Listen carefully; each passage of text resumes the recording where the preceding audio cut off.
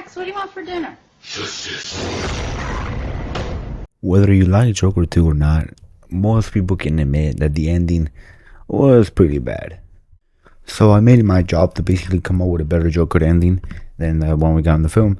I came up with this ending like right after I saw the movie, like literally an hour after I saw the movie. This ending literally came to me. So I don't know, but like overall, this is the ending that I think would have been a bit better. And also, I'm gonna just talk about the ending in the film and just go over my thoughts and try and explain it a little bit. But yeah, stick around and let's talk about some Joker 2 endings. So the ending for Joker 2 basically is about like Arthur going up to meet a visitor, and then some inmate going up to him saying about a joke, and then he says something saying he says the line that Joker said at the end of the first one about "you get what you deserve." So basically, the movie just ends with Arthur like there lying there dead, while the other inmate laughs and like causes a smile on his face, basically showing that Arthur was never the real Joker, and that the real Joker was the one who killed this fake Joker, or the real Joker was inspired by Arthur, and Arthur was just not the Joker, and now somebody else is gonna be the Joker, I guess. And that's basically what the ending was. The ending was basically that, like, it's explained a little bit in the movie. When the beginning it shows like a shadow, that in the movie, like, the opening with the shadow thing, it basically shows that Arthur created like a shadow, the Joker, and Arthur couldn't live up to that shadow. Now somebody else will, and that's being the real Joker. So basically saying that this movie, or in this universe, the Joker is not really a person. It's more of like like an idea, or like a legacy or something like that. In a way, like anyone can wear the mask, and like Spider-Man type of thing, something like that.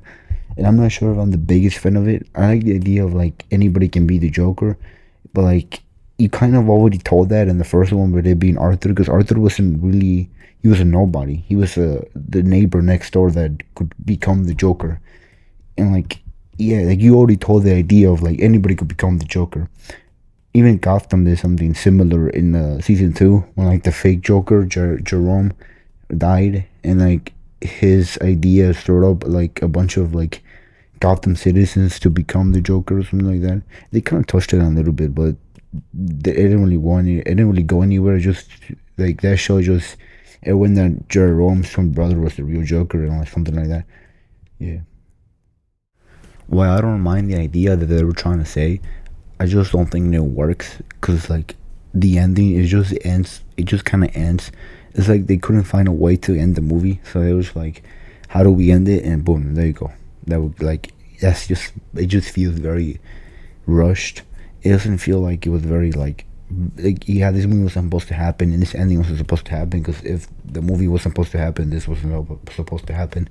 I think the first Joker really worked as a first, like it's a standalone thing.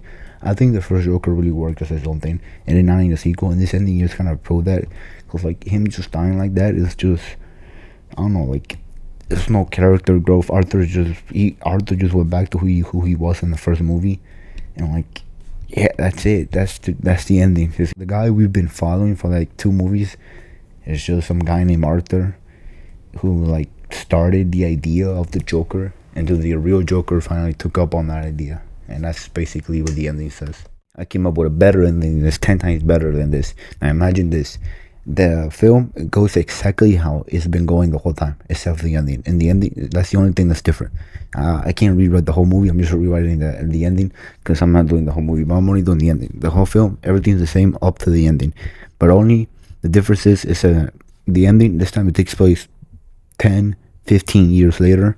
A big time jump, right? And it sees Arthur like very old, maybe not too, I don't know how old he'll be like what, 60, 50 something. And like it shows like his hair is white or something like that, and like he's wrinkled a bit, and his nails are long, and it just sees Arthur like sitting down on a chair or whatever in Arkham Asylum, in Arkham, and like he's just like sitting down or something. And then he hears the news, and we hear the news as the audience, and we hear the news, and we hear like the news reporter say something like, a bat vigilante stops criminals, or a Batman vigilante does this. And the movie ends with him hearing the words like Batman in the news, and like that's, he like, he smiles and he starts laughing, and boom, that's the end of the movie.